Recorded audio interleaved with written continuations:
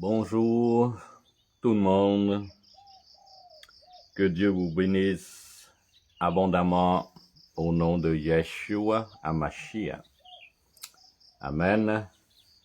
Nous sommes le 9, lundi le 9 octobre 2023. Que Dieu vous bénisse, abondamment au nom de Yeshua HaMashiach. Amen. Gardez Israël dans votre cœur.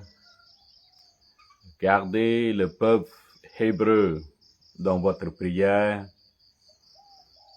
Le temps de la fin est proche. Nous vivons présentement le temps de la fin, mes enfants. Donc, il faut rester ferme, rester très ferme et rester en l'union avec le peuple hébreu. Amen. Aujourd'hui, j'aimerais partager quelque chose, peut-être pour les gens, il y a des gens qui n'est pas au courant. Je vais parler du temps. Dans le monde spirituel, il n'y a pas de temps. Il n'y a que le présent. Donc, dans le monde spirituel, les gens vivent dans le passé, dans le présent, dans le futur. Pour l'Éternel, pour notre Dieu, un jour, 1000 ans, un jour, c'est la même chose selon sa divinité. Mais pour nous, sur la terre, il y a un temps pour toutes choses. Un temps, il y a le jour, un temps, il y a la nuit, un temps pour faire le bien, puis il y a des moments un temps pour la noirceur. Et le temps qu'on vit présentement, c'est le temps de la fin.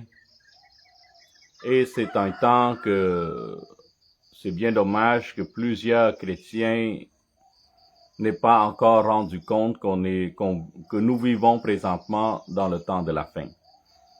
Et ils négligent le temps passé et ils ne voient pas qu'est-ce qui va arriver dans le futur.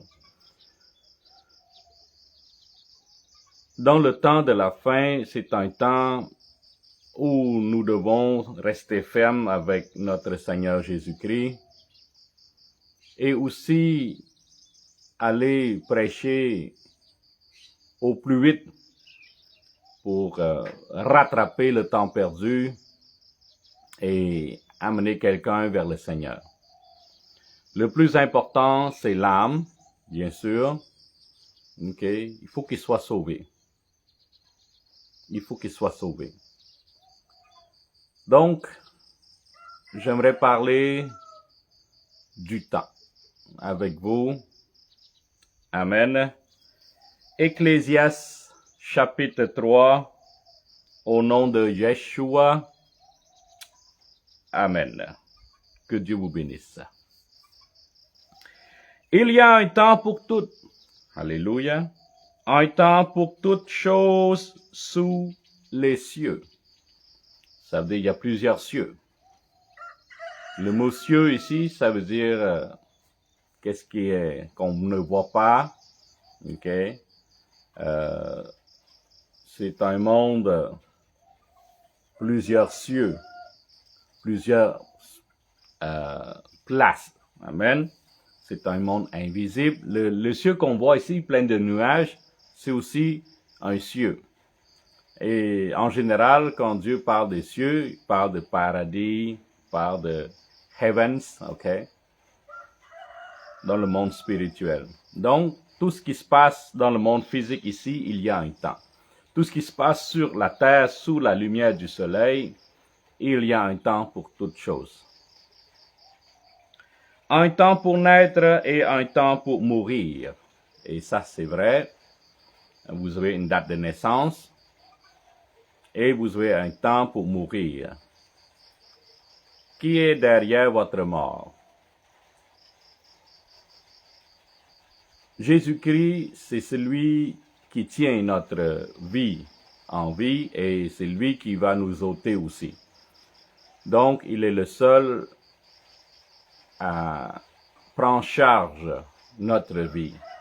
OK?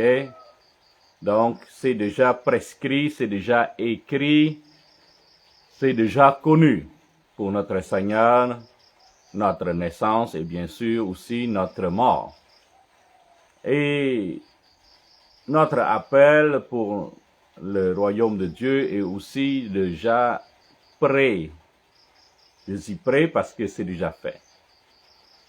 Pour nous, nous vivons dans le présent. Pour notre Seigneur, le présent, passé, futur, c'est en même temps la même place. Pour nous, nous devons passer à travers le temps. Pour notre Seigneur Jésus-Christ, il est éternel, omnipotent, omniprésent, omniconnaissant. Il est partout en même temps. Il nous voit, il nous entend, il nous écoute, il songe notre cœur. Il connaît nos pensées. Notre Seigneur sait tout, connaît tout, partout en même temps. Un temps pour tuer. Je reviens à verset 2. Un temps pour naître, un temps pour mourir, un temps pour planter, un temps pour racheter ce qui a été planté. Donc, il y a un temps pour semer, il y a un temps pour récolter. Qu'est-ce que vous semez présentement? Cette année, selon le calendrier juif, c'est un temps de récolte. Ce que vous avez planté l'année passée, vous allez récolter cette année. Le mot planter ici veut dire beaucoup de choses. Pas seulement végétal, mais aussi l'offrande, mais aussi toute l'œuvre, les œuvres que vous avez faites l'année passée, le fruit vous allez cueillir, c'est cette année. Donc, planter, c'est pas seulement végétal, mais aussi les œuvres que vous avez faites durant l'année passée et vous allez cueillir cette année. Tout ce que les œuvres que vous avez faites l'année passée, vous allez cueillir cette année aussi. Okay? Un temps pour tuer et un temps pour guérir. Okay? Il y a un temps, il y avait le temps pour faire les sacrifices dans l'Ancienne Alliance, dans l'Ancien Testament. Il y a un temps pour guérir. Donc, on est guéri par ces meurtrissures. Donc, par ces meurtrissures, nous avons été guéris. Donc, il y a un temps pour faire les sacrifices. Il y a un temps où Dieu se donne en sacrifice pour notre péché, pour notre guérison, pour notre maladie. Il y a un temps, voyez, Dieu attend et il est très patient. Donc, il y a un temps pour lui de venir sur la terre. Il y a un temps pour tout. Il y a un temps pour partir en ministère. Jésus-Christ, il a attendu 30 ans. Parce que c'est pas encore prêt. Ce n'était pas encore prêt. Pourquoi il n'a pas commencé à 18 ans? C'est pas encore le temps. Donc, tout est planifié, tout est préparé, tout c'est déjà là. Et nous devons passer à travers ce temps qui est déjà planifié. On peut dire ça comme ça.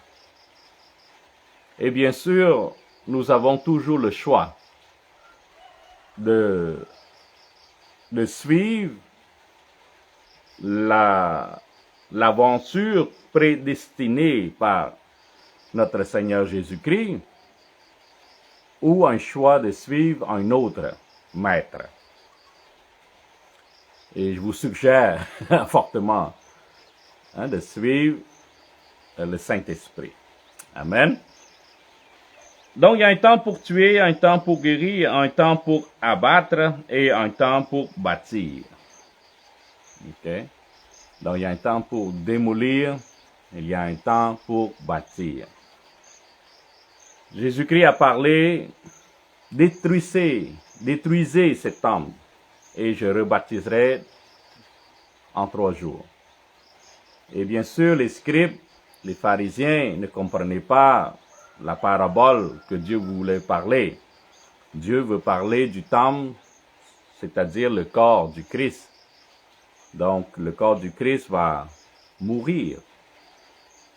Et 3 jours après, c'est la résurrection. Donc, le Saint-Esprit va ressusciter Jésus-Christ. Donc, il y a un temps pour mourir et un temps pour bâtir ou rebâtir. Un temps pour pleurer et un temps pour rire. Amen. Donc, il y a la joie, il y a la peine. Un temps pour se lamenter et un temps pour danser. Il faut se repentir. Il faut sortir de là. Il faut avoir la joie parce que Dieu nous a pardonné. Et pas seulement, le mot pardonner, ici, il faut mettre un peu plus d'accent. Pardonner, ça veut dire effacer.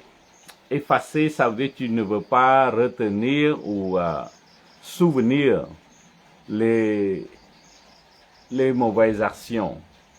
Donc Dieu pardonne, Dieu efface toute l'iniquité. Amen. Il y a un temps pour lancer des pierres et un temps pour ramasser des pierres. OK? Donc, il y a un temps pour critiquer. Et aussi, tu vas être critiqué. Jésus a dit, si le monde vous déteste, ben, c'est parce que le monde a détesté notre Seigneur en premier. Si le monde vous haït, c'est parce que le monde a haï notre Seigneur en premier. Donc ne soyez pas surpris de tout ce qui se passe présentement. La persécution est commencée, déjà commencée, depuis un bout même. Et l'Église va diminuer. Le membre de l'Église, le nombre de l'Église et le freedom speech, c'est-à-dire la liberté d'expression pour un prêcheur de la bonne nouvelle va être limité de plus en plus. Je vais vous donner un exemple. Dernièrement, au Canada et aux États-Unis, il y avait eu un parade de gays. OK? Et voilà un prêcheur qui se présente sur un trottoir, passivement bien sûr, et annonce la bonne nouvelle que Jésus-Christ, notre Seigneur, aime pas ce qu'ils font. Bon. Et par après, il y a, je pense, 2-3 chars de police qui sont venus pour mailloter, menotter le pasteur. Quelle est la cause? Déranger la parade. Donc, la ville, le gouvernement supporte le parade gay, mais ne supporte pas un prêcheur de la bonne nouvelle, qui est très passif, pas de violence, pas de violence verbale non plus, juste la bonne nouvelle. Et le pasteur a été menotté amené au poste. Aux États-Unis, Nouvelle-Angleterre, c'est déjà arrivé. Il y a des églises qui sont fermées. En Israël, c'est défendu de parler Jésus-Christ de toute manière, de toute façon, de toutes les façons, de toutes les manières, je m'excuse. Donc, si en Israël, si vous ne respectez pas cette loi, je pense que le gouvernement a le droit de faire l'emprisonnement, de l'amener dans la prison pour 1 an. Okay? Donc, le freedom speech, la liberté d'expression pour annoncer la bonne nouvelle, est vraiment restreinte présentement. Et vraiment, ça rétrécit beaucoup. De plus en plus, ça va être encore plus ferme. Et je vous n'en cache pas, il prévoit maintenant de traduire une Bible qui est universelle, c'est-à-dire que toute dénomination peut accepter et utiliser cette Bible. Bien sûr, il va être traduit par un intelligence artificielle. L'intelligence artificielle, c'est de l'électronique, mais ce n'est pas que ça. On sait que l'esprit a besoin d'un corps. C'est pas tous les esprits, mais l'esprit de AI a besoin d'un corps. Donc, les esprits vont rentrer dans la machine. Et la machine va traduire la Bible. Et ce n'est pas inspiré par le Saint-Esprit, vous le savez. Et ça va être grave. Donc, la génération après va pas retrouver la bonne nouvelle là-dedans. Il va perdre toute cohérence, va perdre toute qu'est-ce qui est définition originale. Et ça, c'est très dangereux pour la foi. Donc, achetez une vraie Bible et gardez votre Bible comme il faut. Étudiez la parole. Osée 4:6 a mentionné que mon peuple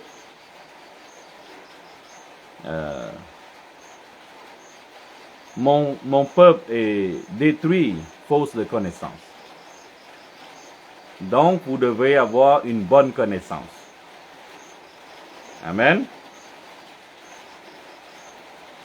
Vous ne pouvez pas faire confiance aux autres Bibles, aux autres pasteurs, ou prophètes, ou apôtres. Vous devez faire confiance au Saint-Esprit.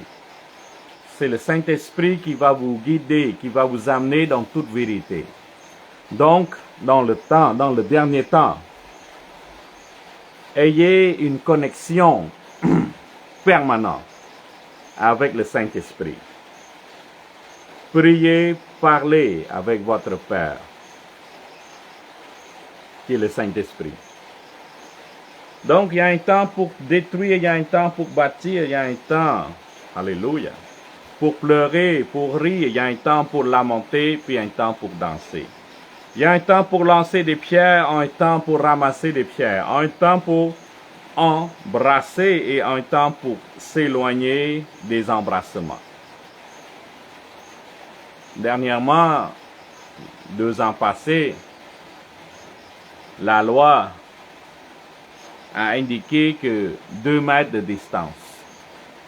Donc, l'esprit d'Antichrist est déjà là. Il a fait éloigner les gens les unes aux autres de 2 mètres. Donc, il y a un temps pour s'embrasser, pour être proche, et puis il y a un temps de porter un masque et de s'éloigner. Donc, nous vivons là, dans un temps vraiment la fin. On vit vraiment dans l'apocalypse ou pré-apocalypse. Nous vivons dans un temps d'éloignement. Il y a de moins en moins l'amour. Il n'y a que la haine, il n'y a que de l'éloignement, de distance. Donc, la Bible, la parole de Dieu, devient vérité.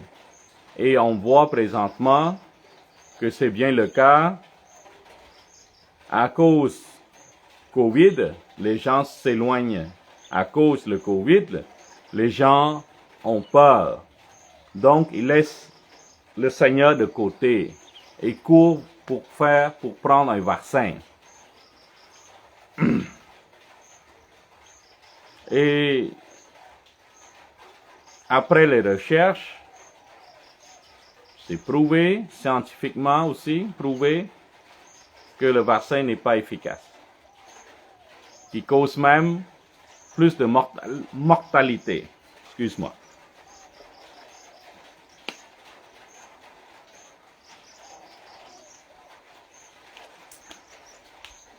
Donc le monde a été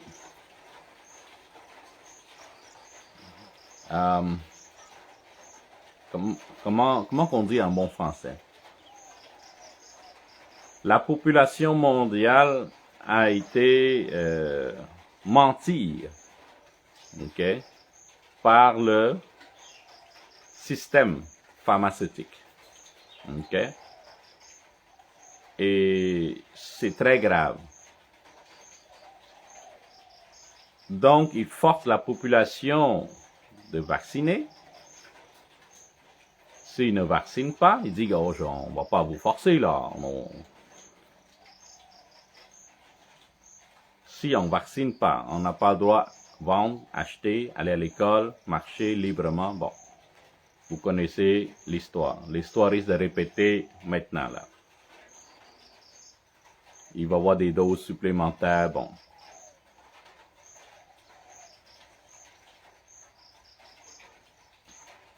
L'éloignement. Il y a un temps pour s'approcher et maintenant c'est le temps, de l'éloignement. Donc, il n'y a pas d'amour, il n'y a que la haine, des doutes. Donc, on vit dans le livre d'Apocalypse. Amen. Il y a un temps pour chercher et un temps pour perdre. Un temps pour garder et un temps pour jeter. Donc, si vous cherchez, vous allez trouver. Il y a un temps pour chercher, il y a un temps pour perdre, il y a un temps pour garder et un temps pour jeter. Pour un chrétien, il faut être capable de abandonner, jeter notre vie passée. Quand on est né de nouveau, la vie ancienne ne compte plus. On est devenu une nouvelle créature. Donc, si vous êtes baptisé et vous recevez le Saint-Esprit, donc vous êtes naître de nouveau, la vie passée ne compte plus. Donc, vous êtes une nouvelle créature. Donc, vous devez vivre avec le Seigneur Jésus-Christ en vous. Vous n'êtes plus vous-même, c'est Jésus-Christ et il est en vous. Ok, amen. Donc, il y a un temps de laisser la vie de côté, la vie ancienne de côté, et on continue avec une nouvelle vie en étant une nouvelle créature. Donc, cette nouvelle créature, ce nouvel état de vivre, c'est une nouvelle vie pour le Seigneur. Amen.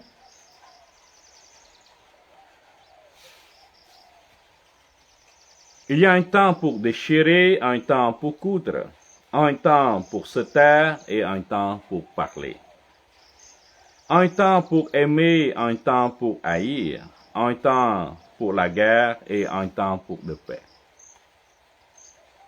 Donc, présentement, il y a la guerre.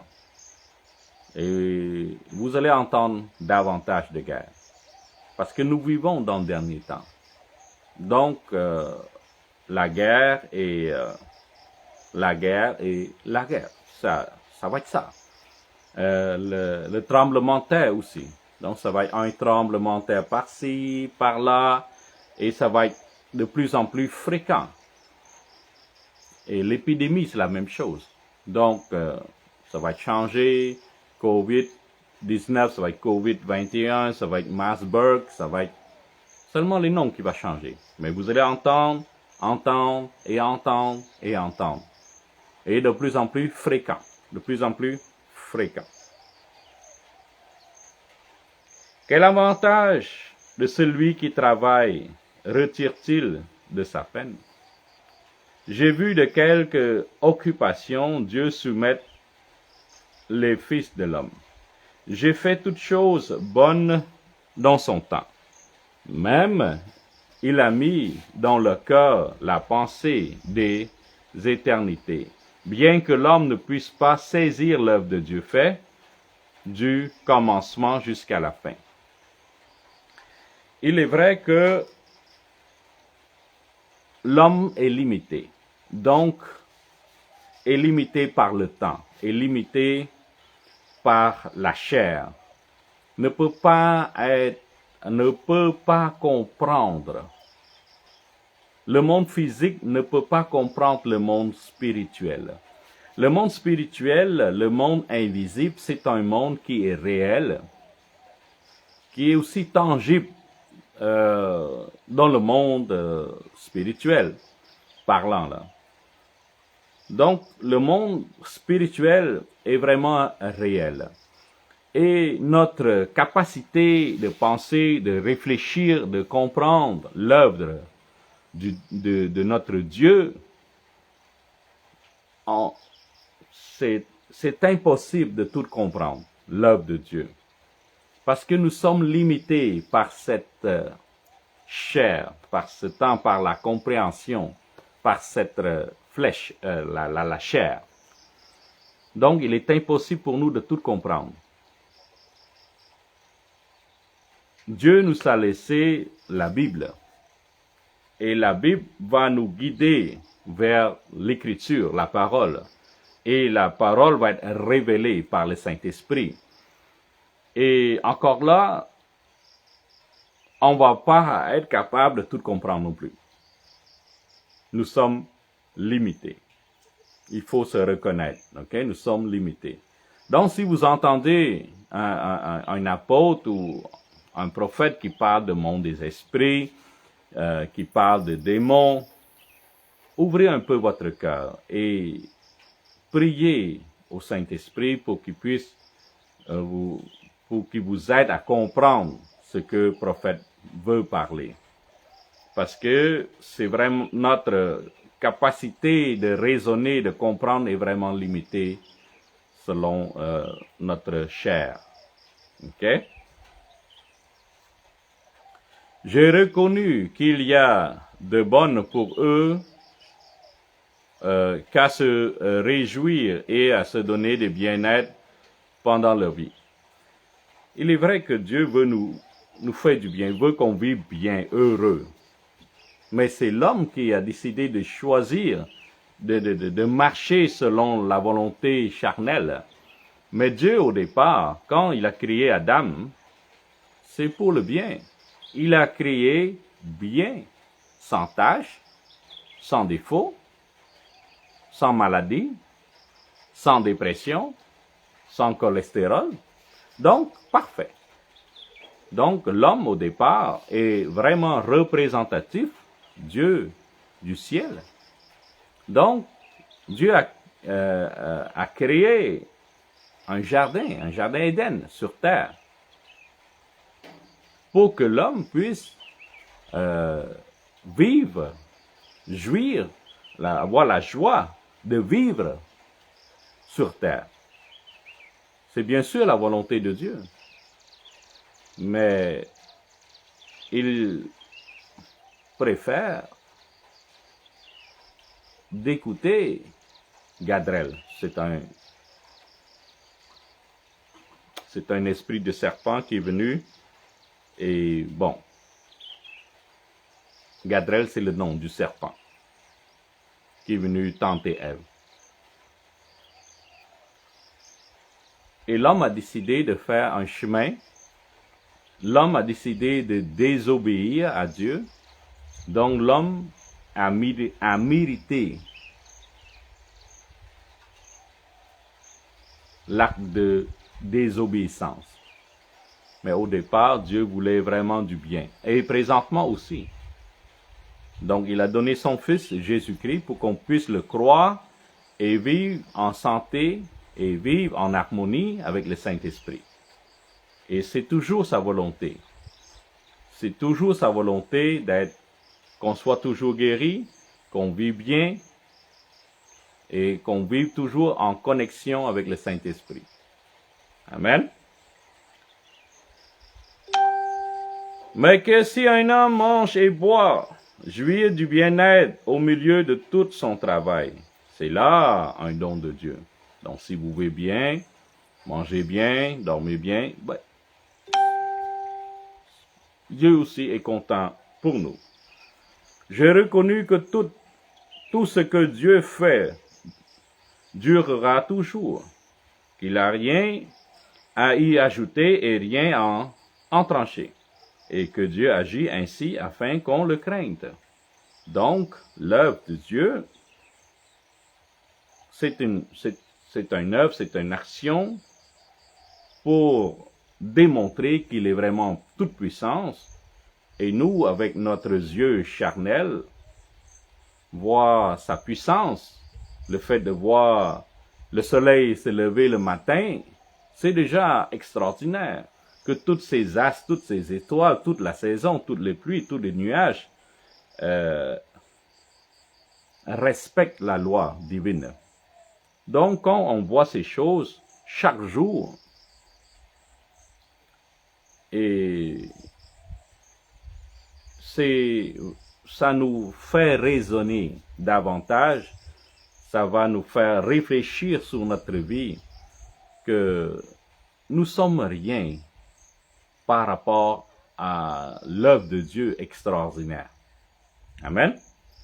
Donc, c'est grandiose. Je ne peux pas mettre les mots là-dessus. L'œuvre de Dieu est incompréhensible et très grandiose. Et c'est ça que ça dépasse notre compréhension. Et c'est bien ça que quand l'homme voit ces choses-là, l'homme a la crainte de Dieu. OK? Parce que ça dépasse la compréhension humaine. Ce qui déjà était et ce qui sera déjà été. Et Dieu ramène à ce qui est passé. Donc, il n'y a rien de nouveau. Il n'y a rien de nouveau. Tout ce qui est passé et le présent, bon, c'est déjà là, bon, est déjà là. Il n'y a rien de nouveau. J'ai encore vu sous le soleil jusqu'à lieu d'établir pour juger, il y a de la méchanceté. Et qu'au lieu d'établir pour la justice, il y a de la méchanceté. J'ai dit en mon cœur, Dieu jugera le juste et le méchant, car il y a un temps pour toute chose et un temps pour toute œuvre. Bon, il est vrai, Dieu va nous juger. Mais si vous êtes sauvés, c'est-à-dire scellés par le Saint-Esprit, nous allons être au-delà. C'est-à-dire que Dieu va pas nous juger parce que Dieu nous pardonne et oublie nos péchés. Donc, on va être sauvé, bien sûr, et on ne va pas être jugé. Pourquoi? Parce que c'est déjà fait, le jugement, pour nous les chrétiens. Nous avons été scellés par le Saint-Esprit, donc déjà jugés. Donc nous sommes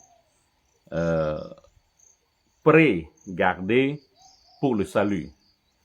Et ça, c'est quelque chose de très important pour un chrétien, pour le savoir, pour avoir la confiance qu'on est vraiment sauvé. Mais pour les autres, c'est bien dommage. Ils devront passer devant notre Seigneur Jésus-Christ et ils vont être jugés. Il est vrai que tout le monde sera jugé, même les chrétiens. Mais nous, c'est parce que nous avons été scellés en Jésus-Christ, scellés dans le Saint-Esprit. Donc, Dieu ne va pas nous juger. Bon, il y a un verset qui dit que tout le monde doit être jugé par le Seigneur, il est vrai, mais nous avons été jugés par le Saint-Esprit, déjà. Donc, il ne va pas avoir un autre jugement. Nous sommes scellés pour être sauvés. Nous sommes déjà jugés purs, propres, bons. Amen. J'espère que vous avez compris. Ok, j'espère que j'ai bien expliqué tout ça. Ok. J'ai encore vu sous le soleil qu'au lieu d'établir pour juger, il y a de la méchanceté, et au lieu d'établir pour de la justice, il y a de méchanceté.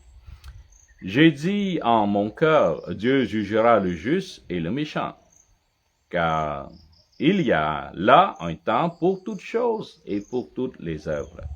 J'ai dit en mon cœur, au sujet des fils de l'homme, que Dieu les éprouverait, et qu'eux-mêmes verraient qu'ils ne sont que des bêtes. Car le sort des fils de l'homme et celui de la bête sont pour eux en même sorte, comme meurt l'un, ainsi meurt l'autre. Ils ont tous un même souffle, et la supériorité de l'homme sur la bête est nulle, car tout est vanité. Dieu a créé toutes choses. Et il n'y a rien qui n'a pas été créé. Dieu a créé pour lui. Ok? Donc, toute chose, c'est lui qui a créé et il a créé pour lui-même. Ok? Donc, chaque chose, même un petit caillou, même un gazon, une herbe, il y a là une trace de Dieu. Il y a là une empreinte de Dieu. Donc, il y a là un esprit de Dieu. Chaque objet, chaque chose, finime soit-il, il y a un esprit de Dieu qui est rattaché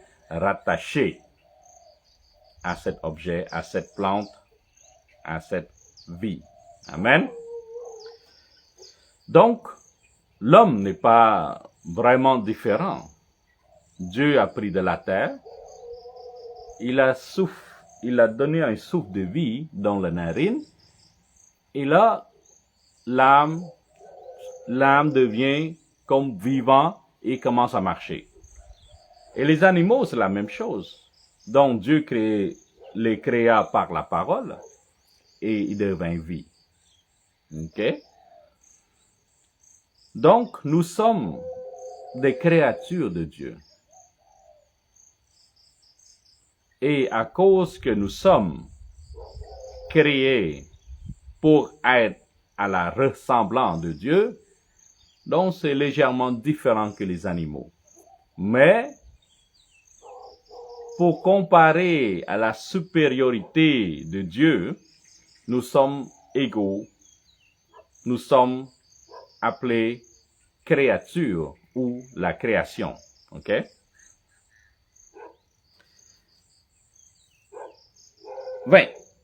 Tout va dans le même lieu et tout a été de la poussière et retourné en poussière. Donc, l'homme, quand il va mourir, il va retourner en poussière. L'arbre, quand il va mourir, il va retourner en poussière. Les animaux, quand ils vont mourir, c'est la poussière. Bon. Donc, nous sommes terre, Adam. Nous sommes des créatures. Nous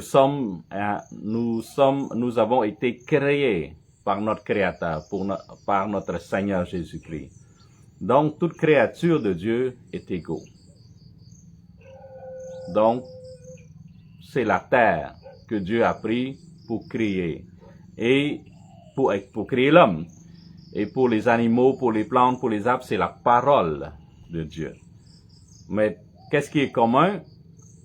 C'est après la mort, toute chair sur la terre va retourner en poussière.